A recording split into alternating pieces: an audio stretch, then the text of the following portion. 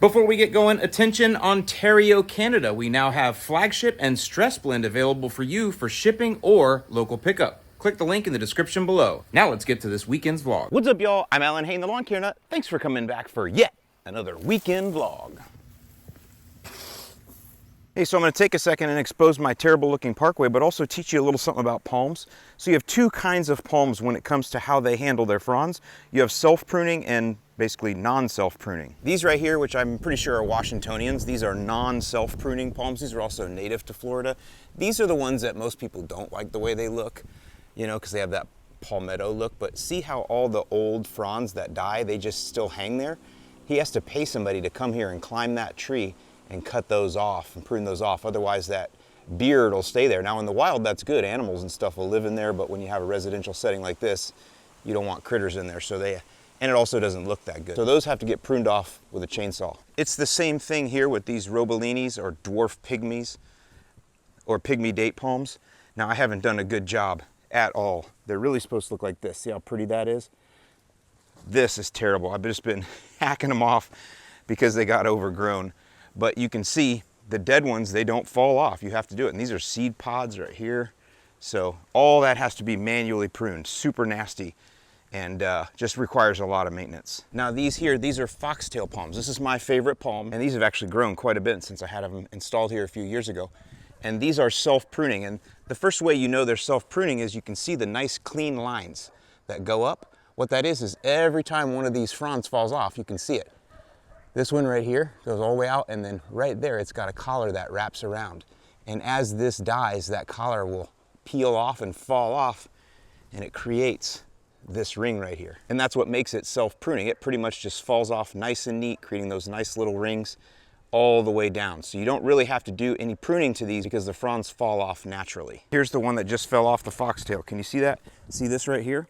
This was actually wrapped around the trunk of the palm, and it just peeled itself off really nice and pretty, nice and easy. And so this right here is the base where it was holding on, and that's the rings you see on the tree or where that final little piece was anchored in.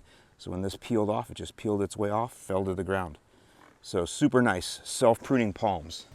These here are called areca palms, and they are a self-pruning palm, but they're actually super messy because they shed. So to illustrate it, there's the business end, and then here was the end that was basically attached right there and wrapped around. And then as it got old and fell off, it peels off and falls away. That's how self-pruning palms work. The thing about these arecas is they're so dense and clustered that the old branches or the old fronds, they can't fall out of here easily. So you can see them all over the ground here where I come in and pull them out. See, here's one right here coming off. Look, you can see it. See it holding on right here? See that? Ready? So you can see there, it just came right off. But there's so many of them that get clustered in through here. There's another one came right off. But so many of them get clustered in through here that they're just a mess. Look at all these back here. See, I have to come back in here and pull all this out because they don't come off on their own. So when it comes to areca palms, they are a self-pruning palm, but because they're so dense, they do make a great, you know, windbreak or privacy fence or whatever you want to call it. But they're a lot of maintenance. In fact, if you want to know what the most high maintenance palm is, in my opinion, it's areca palms. And so this here is a royal palm that I have on the side, and this is also a self-pruning palm, but as you can see, sometimes they need a little help. So this one was probably damaged in some hurricane winds last year at some point, and so it's just now coming off, but what's happened is it's a little bit weak up there. So you can see the frond is bending, but it's not pulling off the collar yet. So I'm gonna go ahead and give it a little bit of help and cut it down on my own, and then I'll let the collar just rot off. You'll see I'm gonna pull the frond off up there, and the collar will remain, and it'll just rot off in time.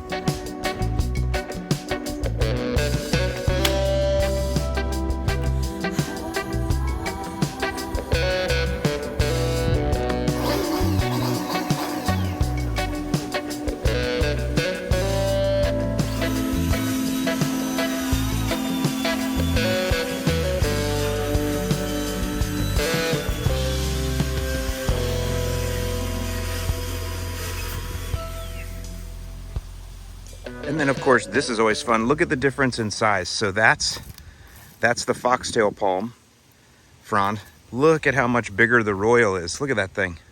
You can't tell way up there, but these are huge, which is one of the drawbacks to self-pruning palms like these, is if you have that in a public place and one of those falls on your head, you're in trouble. All right, y'all, so as you can see behind me, I've got so many projects today, but the first one I'm gonna take you through is extremely important, and it's the one I get a lot of questions about. It's how do I take care of weeds in my flower beds or my landscape beds? What do I use and what's the safest way to do it? So this is one of those things that I have let go for the last 2 years, but now that I'm motivated to get out here and get this fixed, the first thing I'm gonna do is kill all these weeds, and then I'm gonna re-rock it. But for right now, I'm just gonna show you how I'm gonna kill all these weeds, not only in the beds, but also in all the cracks of the sidewalk and even out here in the street. Can you imagine my neighbors driving by going, dude, this guy's the lawn care nut and he allows this garbage in the street? I mean, I'm sure they're talking, so we're gonna take care of that today. Real quick here, y'all, I was just getting set up for this next little tip here. One thing to make sure you do on these weekends when you're out working in the lawn is just take time and be thankful that you're able to actually be out here and doing this work. Yard work should be enjoyable. Getting your stuff looking tight should be a fun process, a rewarding process, and something that you never, take for granted, because there may be a time in your life when you're not able to do it anymore. So even though it's like 90 degrees at 9 a.m. and I'm sweating to death, I'm enjoying every minute, and I hope you do too. All right, y'all, so I'm gonna show you how I spray the weeds in the beds and the cracks of the sidewalk. The first thing is I am going to dedicate a new sprayer to glyphosate. So I recommend when you do this, because we're gonna be using glyphosate, we're gonna be using non-selective herbicides. Non-selective means they're not selective about what they kill everything. So you wanna have a separate sprayer for these. In the past, I've used a 2-gallon sprayer, but I'm gonna move up to a 4 because I have such a much bigger area to cover. So this is my old Yard Mastery sprayer. I got my new one there.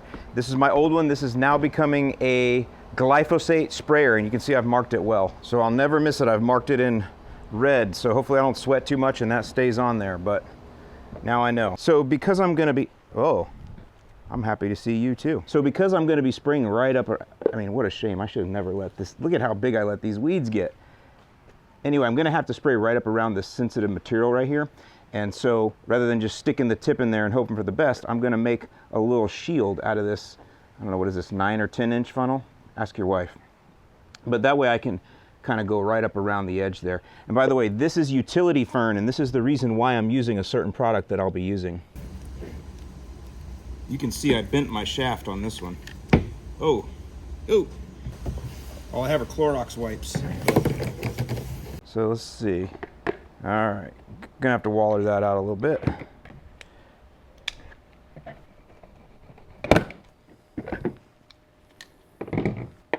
All right, nice. Now that's the wrong tip though.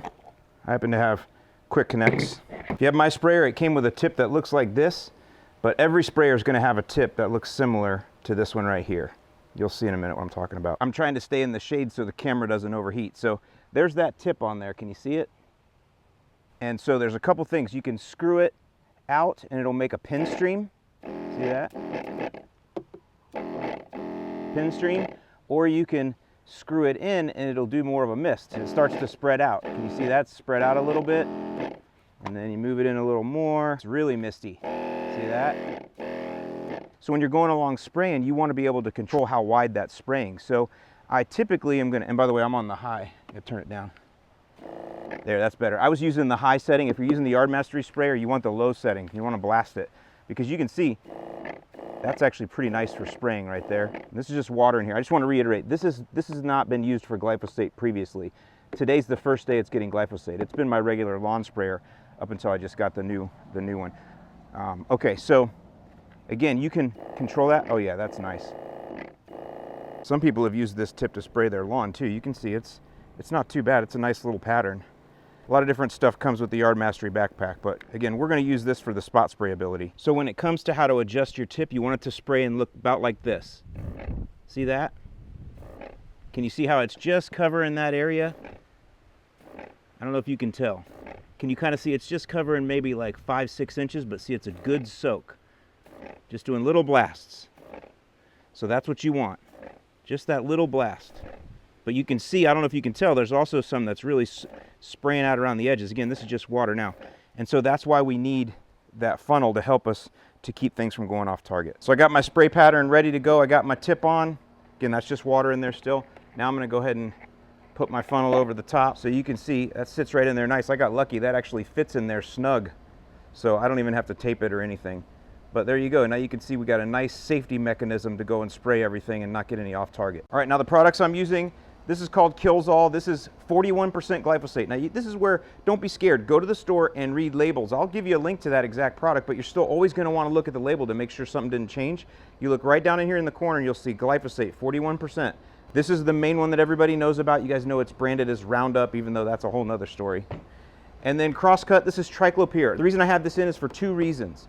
One is that some weeds cannot be killed by glyphosate, believe it or not. One of them is artillery fern that I have here, and also it's very slow on spurge, and that's the other reason why I have triclopyr in here. Triclopyr gives you a faster burn down. Glyphosate's very slow. It'll take 7 to 10 days sometimes for it to work. Now, on some weeds it's immediate, you know, a couple days, but most of your tougher weeds, it can take 7 days to a week or more, whereas the triclopyr comes in and burns them down a lot quicker, and again, gives me more broad spectrum coverage. If you don't want to mix all this stuff, go to Home Depot, Lowe's, or Ace and go to the grass and weed killer section. There'll be brands of Roundup mostly, and read the active ingredients, and you will find ones that are a combination of glyphosate and triclopyr. You'll find this exact same mixture already mixed for you, so don't be scared. Now what we're going to do is I got this filled halfway with water first. I'm going to make up 4 gallons. My 41% glyphosate rate is 3 ounces per gallon, and so I got a 4-gallon sprayer, so I need 12 ounces of this. Beautiful amber color on this. All right, let's just pour that in there. And then triclopyr, it's got several rates. I'm going with the mid rate, which is 2 ounces per gallon. That's a spot spray rate.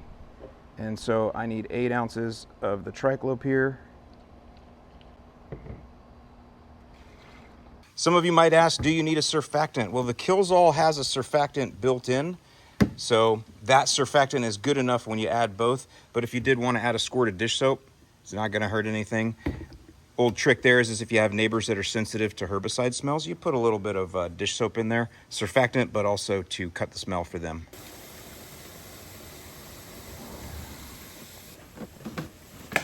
Agitate thoroughly.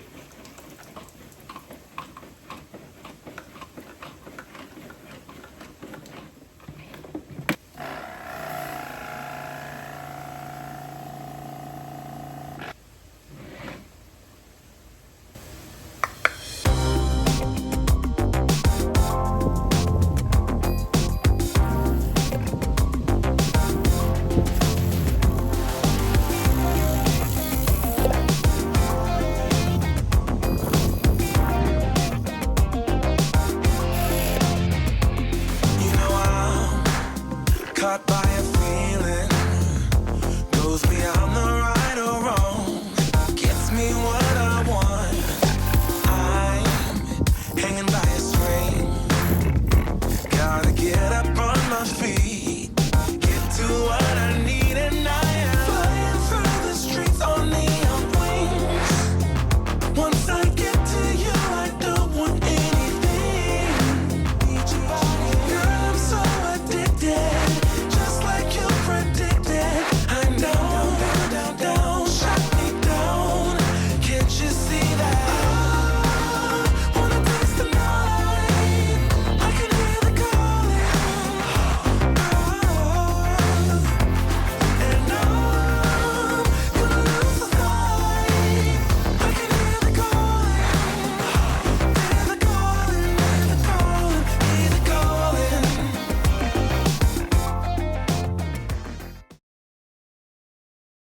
All right, y'all, it's Sunday night, 7:30. Check this out. So I told you glyphosate was slow, but the triclopyr is faster. By the way, that also has 2,4-D in it. I kept forgetting to say that. But look, glyphosate usually takes a week. Look at this. This is the next day, just barely over 20. Look at it. It's burnt. This is that artillery fern. It's so burnt that it's black. This was a dog fennel, dead. Now, in the sidewalk here, it's going to work faster because of the heat. So the heat makes everything work faster. If you go right there, there's artillery fern that was sprayed also. Remember, that's where I was doing the next to the thing. And it's not dead yet, but it is definitely wilting, and so is that. So it just shows you how much faster it works when you add that CrossCut in there. Not gonna lie, I kind of like the smell of herbicides in the morning. So, some other good news this week. We actually got rain, and it was a good rain, a 2-day rain. And so the zoysia is looking much better. It's actually back to struggling again because we've been dry now for another 2 days. It's kind of little ups and downs, you know, kind of deal with it. But the zoysia is looking much better. I'm feeling good about it. Any areas that you can see that look like they're checking out, that's actually the areas where the common Bermuda is most intercepted. So it's not doing as well in the heat as what the zoysia is. See that patch right there that's all green? That's mostly zoysia.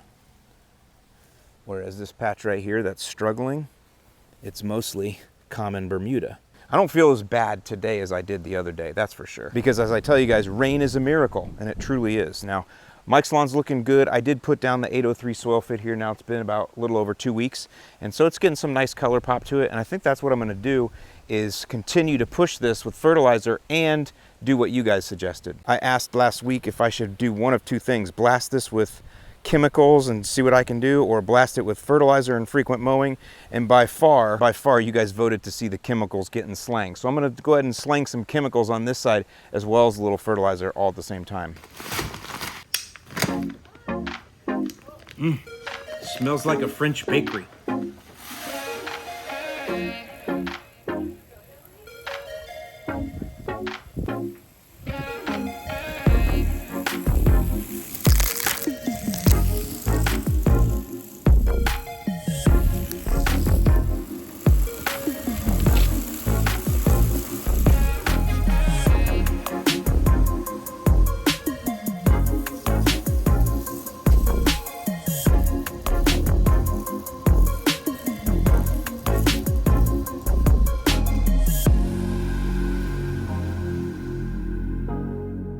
Whew, I love throwing down. That's good cardio right there.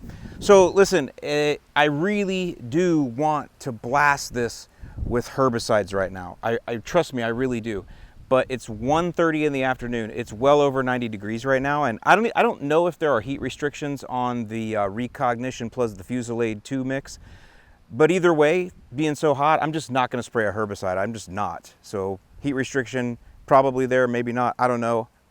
My own heat restriction is I just don't want to do it. So what I'm going to do instead, man, his lawn is glowing green. That is beautiful. What I'm going to do instead, though, is I'm going to stress it out another way, and I'm going to go ahead and reel mow it real quick. Just give it a nice little trim, have a little fun. Some of you guys asked about that, and I figure I might as well start doing a little bit more content on the owlet. So this has been mowed at 2 1/4, and I believe the owlet goes maybe to 2 1/2, maybe not. We'll find out, but I'm going to go ahead and do that. That's going to stress it a little bit, but I don't care. That's mechanical stress. That's not going to bother me too much.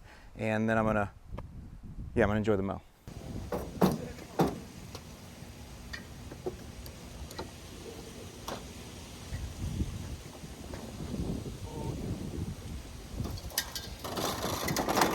Oh no, it just goes to 2. All right.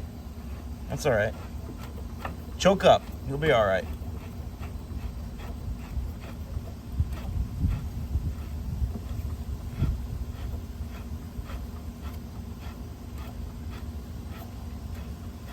Ugh.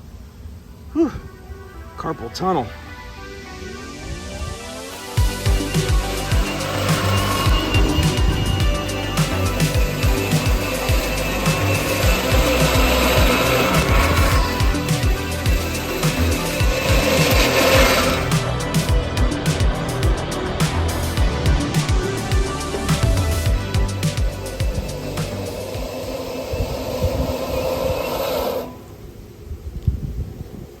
Big doggy.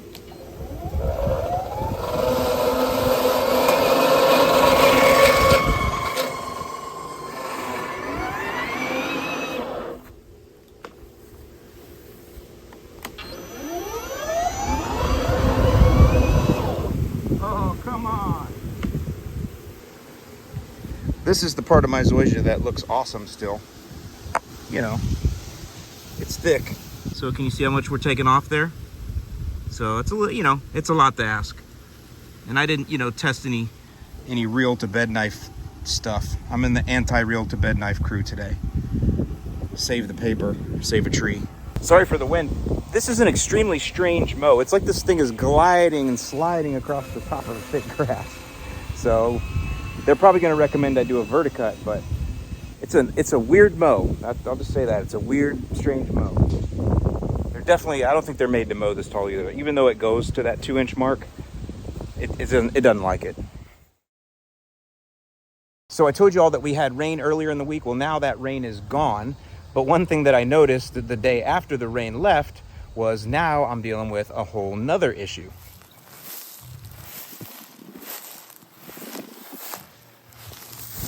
So this is the dreaded gray leaf spot, and typically I don't treat it, but because my lawn has been under so much pressure from other things, I am going to treat it this year, and I owe you a video here coming up in just a couple days. In Florida, it's really only a problem for St. Augustine grass. My friends with zoysia, Bermuda centipede, and Bahia grass, you're fine. It's really just a problem with St. Augustine. And like I said, I'll make a full video on it in a couple days showing you the treatment regimen that I'm gonna undertake.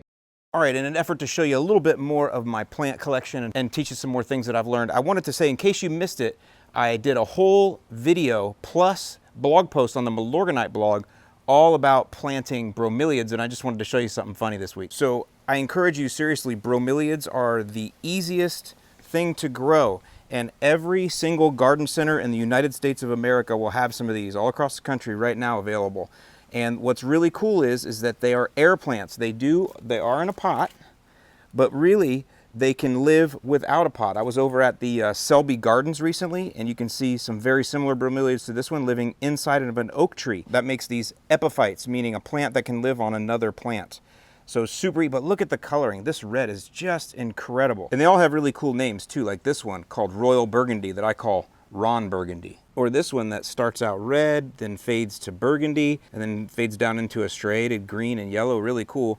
This one's called High Intensity. So much fun. I'm getting ready to plant this one to give to a friend because they make excellent gifts.